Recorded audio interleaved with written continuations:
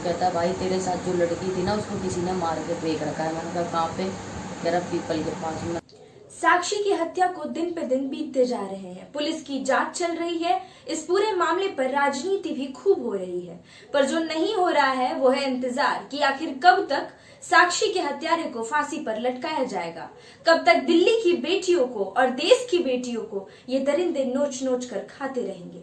नमस्कार, मेरा नाम है सृष्टि मिश्रा। स्वागत है आपका मेरे YouTube चैनल पर।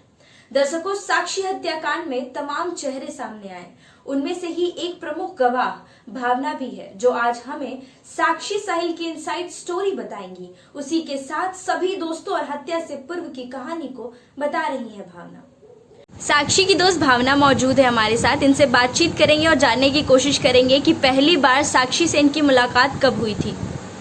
मेरी इंस्टाग्राम पे बातचीत हुई थी। इंस्टाग्राम पे एक हफ्ते से बात हो रही थी मेरी, एक हफ्ते से ही जानता हूँ मैं।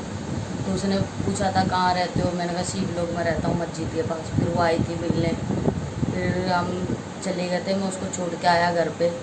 उसके बाद दोबारा जब अगले दिन वो आई मिलने, तब उसने बोला कि क्या कहते हैं, मेरे को एक लड़का है साहिल नाम का, वो परेशान कर रहा। तो मैंने बोला अच्छा। तो उस लड़के का नंबर लिया हमने, साक्षी से फ़ोन किया उस लड़के को हमने बोला आजा अखाड़े के पास एक बार मिल ले, क्यों परेशान कर रहा है, इसको मारने उड़ने की धमकी दे रहा है। तो उसने बोला भाई वहाँ आ जाओ पीपल के पास। तो हम पीपल के पास गए। वहाँ जाने के बाद उससे बातचीत हुई। वो लड़का कह रहा था कि क्या कहते हैं, साक्षी ने बोला था मेरे को कि मारने की धमकी दे रहा है जान से। तो मैंने बोला अच्छा। फिर उसके बाद उसको समझाया हमने। मैंने बोला भाई ना तू बोलियो ना ये बोलेगी। इतना समझा के वो कुछ बोला नहीं था। 25-30 लड़के लेके आया था। हम गए थे 4 जने टोटल, 3 जने हम गए थे, एक दोस्त मेरा वहीं मिल गया था, हम 4 हो गए थे। तो उसे समझा के हम आ गए थे वापस। 3 जने कौन? मैं, जबरू भाई, साक्षी। ठीक है। और जब पहली बार साक्षी आई थी आपसे मिलने, तो क्या बातचीत हुई थी? उसने यही बताया था कि मारने की धमकी उनकी दे रहा है, साहिल नाम का कोई लड़का है, मैं उससे बात नहीं करना चाहती, पर फिर भी वो मारने की धमकी उनकी दे रहा है। तब हम गए थे उससे बातचीत में। हत्या के दिन भी साक्षी आपसे मिली थी? हाँ, मर्डर वाले दिन मेरे साथ थी। हम कपड़े उपड़े लेके आए थे, मैंने कपड़े उपड़े दिलवाए थे हम सब ने। तो कपड़े उपड़े दिलवा के उसने बोला मैं नहा लूँ तुम्हारे यहाँ। मैंने कहा नहा लेना। तो वो मेरे घर पे आई। मैंने बोला ऊपर जाके वॉशरूम में वहाँ पे नहा लो। उन्होंने बोला ठीक है। तो नहा के वो आई नीचे। तो मैंने उसको 500 रुपये दिए। मैंने कहा जाओ नीतू की लड़की के लिए एक जोड़ी कपड़े ले आना, नीतू की लड़की का बर्थडे था। तो उसने बोला ठीक है। वो जा रही थी बाजार। मैंने बोला अकेली मत जाओ। मैंने गली में से एक लड़की को भेज दिया। ऐसा क्यों बोला था आपने, अकेले मत जाओ? नहीं, बाजार में जा रही थी। मैंने कहा अकेले जाएंगी तुम्हारे, मैंने सोचा किसी को साथ में ले जाओ, टाइम पास हो जाएगा, तुम्हारा अकेली कहाँ जाऊँगी। अच्छा। इस मारे मैंने गली में से ही एक लड़की को भेज दिया था। मैंने कहा जब साथ में चली जा, कपड़े उपड़े लेके आ जाए इसके साथ। तो वो लड़की चली गई साथ में। फिर ये कपड़े उपड़े लेके 1-1.5 घंटे बाद आए। तो मैंने पूछा आने के बाद इतना टाइम कैसे लग गया। तो साक्षी ने मेरे को बोला कपड़े लेने में टाइम लग गया। मैंने कहा अच्छा। तो फिर मैंने कहा चलो कोई बात नहीं। फिर जो लड़की को मैंने भेजा था ना, मेरे को उसने बताया कि क्या कहते हैं, ये ना नीतू के घर गई थी पहले, फिर वहाँ से हम बाज़ार गए थे। मैंने बोला अच्छा। फिर मैंने कहा चल कोई बात नहीं। तो मैं साक्षी बोलता हूँ चले, साक्षी बोलती है हाँ। हम जाते हैं पीछे रोड पे, क्योंकि वहाँ नीतू ने जबरू, मतलब अजय भाई है जो जबरू, उनको भी बुलाया था। तो मैं उनको फ़ोन करता हूँ भाई को। मैं कहता हूँ भाई जाना है। भाई कहते हैं हाँ चलना हो, बस थोड़ी देर रुक जाओ। तो मैंने बोला ठीक है। इतने में साक्षी मेरे को बोलती है मेरे को शौचालय जाना है। मैंने उसको बोला चलो नीतू यहाँ फ्रेश हो जाना। उसने मना कर दिया। उसने बोला नहीं मैं शौचालय जाऊँगी।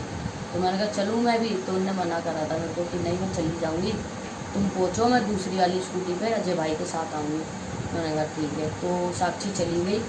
अच्छा, तो उस दिन झबरू भी जाने वाले थे बर्थडे पार्टी में? हाँ, बर्थडे में हम तीनों जाने वाले थे। ठीक है। तो फिर मैं चला गया स्कूटी पे, वाइट वाली स्कूटी से मैं चला गया। तो एक दोस्त भी गया था मेरे साथ में। तो वहाँ जाने के बाद मैंने बोला जा तू स्कूटी ले जा। केक वेक लिया मैंने, केक लेके मैं सीधे नीतू के यहाँ चला गया। वहाँ जाके उसके 10-15 मिनट बाद ही मेरे पर कॉल आती है। तो वो कहता है मेरी गली के लड़के की कॉल आई थी। तो वो कहता है भाई तेरे साथ जो लड़की थी ना उसको किसी ने मार के फेंक रखा है। मैंने कहा कहाँ पे? कह रहा पीपल के पास। मैंने बोला पागल है क्या? कह रहा सही में। फिर मैं और नीतू की बहन एक, हम दोनों 26 से आए। मैं 26 में था, नीतू यहाँ। वहाँ से हम आए, आके हम सीधे वहाँ पहुँचते हैं पीपल के उधर की साइड। तो वहाँ देखता हूँ बहुत पुलिस वाले खड़े होते हैं, फिर मैं चला ही जाता हूँ उधर की तरफ। फिर इतने में नीतू की बहन जो होती है वो देखते ही चक्कर खा जाती है, मतलब बेहोश हो जाती है। अच्छा। तो पुलिस वाले पूछते हैं जानते हो? मैंने कहा हाँ। मैंने कहा अभी ये मेरे ही साथ थी थोड़ी देर पहले, इसने बोला था शौचालय जाऊँगी, तो मैंने बोला नीतू यहाँ फ्रेश हो जाना, ये नहीं मानी, चली गई। तो पुलिस वाले कह रहे अच्छा। फिर वही पूछताछ हुई थी, वहाँ खड़े रहे हम बहुत देर तक। फिर जब उसकी बॉडी वॉडी लेके गए तो मैं और मोटा रात में हॉस्पिटल गए उसकी बॉडी लेके। मोटा कौन है? मोटा एक दोस्त है मेरा। ठीक। क्योंकि कोई जा नहीं रहा था हॉस्पिटल बॉडी के साथ, इस मारे हम लोग गए थे, मैं और मोटा। तो वहाँ से मैं 1-1:30 बजे आया रात में हॉस्पिटल से। तो बस और मुझे ये जानना है कि झबरू के साथ आने वाली थी साक्षी, तो झबरू को पता था कि वो उससे मिलेगी अभी कुछ देर बाद? हाँ, वो बोल के गए थे, भाई ने बोला शौचालय जा रही है, तू एक काम कर, जो मुर्गा मार्केट में मेन मार्केट में शौचालय ना, उसके गेट पे मिलियो, मैं 10-15 मिनट में आया। तो उनने बोला ठीक है। पर वो वहाँ नहीं गई, वहाँ की जगह उपकार के ऑफिस के सामने जो गली है जहाँ पीपल का पेड़ है, वो उस तरफ चली गई। और सब कह रहे थे कि बुलाया है मिलने के लिए, जहाँ पे हत्या हुई थी हाँ। साक्षी की। कह तो रहे मिलने को बुलाया था, इस मारे गई थी, पर वो हमसे झूठ बोल के गई कि शौचालय जा रही। अच्छा, तो आपको ऐसा लगता है कि साहिल से उसकी जो बातचीत हुई थी वो मिलने के वास्ते ही हुई थी, इसी वजह से वो वहाँ पे जा रही थी, उसको हाँ, शौचालय नहीं उसकी जाना था? बातचीत हुई थी, शौचालय नहीं जाना था, उसे मिलने ही जाना था, बुलाया था उसको इसने। पर इन दोनों की तो बातचीत बंद हो गई थी। इनकी बात होती थी इंस्टाग्राम पे, कई बार मैसेज उसके भी आते थे, ये भी करती थी, बात होती थी। अच्छा, साक्षी अब इससे रिश्ता क्यों ख़त्म करना चाहती थी साहिल के साथ? ये मुझे नहीं बताया, बस इतना ही बोला था कि धमकी उमकी देता है, मैं उससे बात नहीं करना चाहती। मैंने कहा अच्छा, साक्षी बहुत दिनों से परेशान चल रही थी, घर पे नहीं रहती हमारे थी? साथ रहती थी तो खुश थी वो, कोई उसे दिक्कत परेशानी होती थी तो हमें बता देती थी। जैसे क्या बताया? मतलब यही साहिल वाला मैटर बता दिया। और क्या कहते हैं, कोई दिक्कत होती थी किसी भी बात की, कोई उसे बोलता था तो हमें बताती थी वो। कौन बोला था? एक दीपक भी था, वो उसने भी बीच में बोला था ने साक्षी ने कि उसकी बहन से मेरी दोस्ती हुई, तो दीपक ने मेरी वीडियो डाल की है। मैंने कहा कोई बात नहीं, मैं डिलीट करवा दूँगा उससे।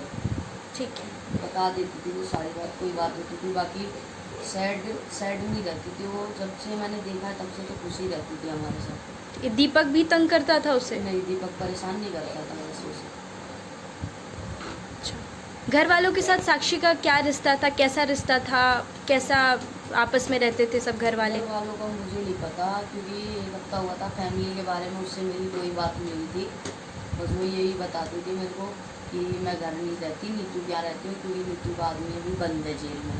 ठीक है। मैंने बोला अच्छा। क्या स्वभाव था साक्षी का, किस तरह की थी वो? सही थी। कुछ और बताना चाहेंगी? बाकी क्या बताऊँ, सही थी, मतलब बातचीत में भी सही थी, जैसे ढंग से ही बात करती थी, किसी से उल्टा नहीं बोलती थी। अब सामने वाला उल्टा बोलेगा उससे तो बोलेगी, आज तक हमसे नहीं बोला तो हम कैसे बोलने की, हम उल्टा बोलती थी या बेकार थी। सही थी लड़की। ठीक है, तमाम लोग यहाँ पे ये बोल रहे हैं कि कई बार उसको रात को यहाँ वहाँ देखा गया, वो आवारा लड़कों के साथ घूम रही होती थी, इसमें कितनी सत्यता है? मैंने आज तक नहीं देखा, ऐसा नहीं है? कभी नहीं देखा मैंने।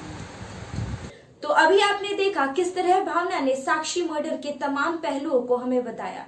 साक्षी हत्याकांड भी कई और केसेस की तरह इंसाफ की गुहार लगाते लगाते दम न तोड़ दे, इसलिए मैं लगातार इस पूरे केस में प्रगति और परिवार की स्थिति को सरकार तक और आप सभी तक पहुंचाती रहूंगी। धन्यवाद।